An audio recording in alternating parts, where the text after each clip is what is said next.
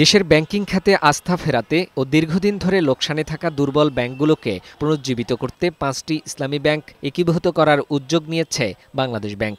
এরই মধ্যে এসব ব্যাংকগুলোকে ফরেনসিক অডিটের মাধ্যমে সম্পদের গুণগত মান যাচাই করা হয়েছে। বৈঠক করে এসব ব্যাংকের ব্যবস্থাপনা পরিচালক ও চেয়ারম্যানদের একীভূত করার প্রাথমিক পর্যায়ের রোডম্যাপ জানিয়ে দেওয়া হয়েছে। তথ্য বলছে, ৫টি ব্যাংকের মোট আমানত ১,৪৭,৩৬৮ কোটি টাকা। বিতরণকৃত ঋণ ১,৯০,৪৮৪ কোটি টাকা হলেও এর মধ্যে ১,৪৬,৯১৮ কোটি টাকাই খেলাপি ঋণ, যা প্রায় ৭৭%। কিন্তু সমন্বিতভাবে মূলধন ঘাটতির অঙ্ক বিশাল, মাত্র ৫,৮১৯ কোটি টাকা। এত ঘাটতির মধ্যেও গ্রাহক সংখ্যা ৯২ লাখ এবং কর্মকর্তা কর্মচারী ১৬,০০০। বাংলাদেশ ব্যাংক আশ্বাস দিয়েছে, একীভূতকরণের ফলে কোনো কর্মী চাকরি হারাবে না, গ্রাহকের অর্থেরও কোনো ক্ষতি হবে না। তারপরেও এই বিপুল জনবল ও গ্রাহক গোষ্ঠী মার্জার পরবর্তী শঙ্কা আর সম্ভাবনার দিকে তাকিয়ে তারা যদি চিন্তা করছেন যে এই সাইজের যদি একটা ব্যাংক হয়, তাহলে একদিকে একটা বড় ইসলামী ব্যাংক আছে, এটা আরেকটা বড় ইসলামী ব্যাংক হবে।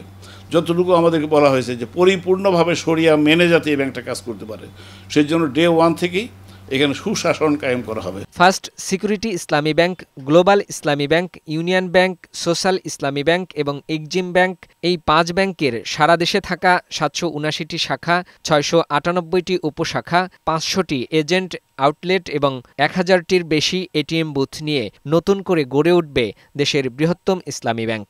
এই ব্যাংকিং সেবার আওতা বাড়িয়ে গ্রামীণ অর্থনীতিতেও বড় ভূমিকা রাখবে বলে মনে করছেন সংশ্লিষ্টরা। এই ব্যাংক আরও লোক লাগবে, লোক ছাঁটাই করার প্রয়োজন হবে না। এক একটা ব্রাঞ্চের অধীনে শত শত লোক উদ্যোক্তা তৈরি হবে। যেই শর্তে হওয়ার কথা এটা সেই শর্তগুলো মানা হয়, আমি বলবো যে it is a very big news and very good news for banking sector. তবে ৫ ব্যাংকের মধ্যে এক্সিম ব্যাংক মার্জারে রাজি নয়। প্রতিষ্ঠানটির চেয়ারম্যান জানান, গ্রাহকের টাকা চাহিদা অনুযায়ী দেয়া হচ্ছে।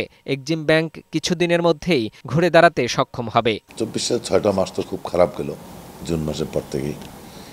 তারপরও আমরা ইম্পোর্ট এক্সপোর্ট করেছি ৪৮,১৪৪ কোটি টাকা। সেই জন্য এখানে গিয়ে আমাদেরও লাভ হবে না, আর ওনারা যে ৫টা করতেছে সেটাও লাভবান হবে না। বাংলাদেশ ব্যাংক যদি আমাদেরকে আলাদা করে দেয় এবং জাস্ট একটু বলে যে এক্সিম ব্যাংকটা ভালোই চলছে, খুব ভালো করব, এবং আগামী ১ বছর পর থেকে আমরা বাংলাদেশ ব্যাংকের পেমেন্টও দেওয়া আরম্ভ করব।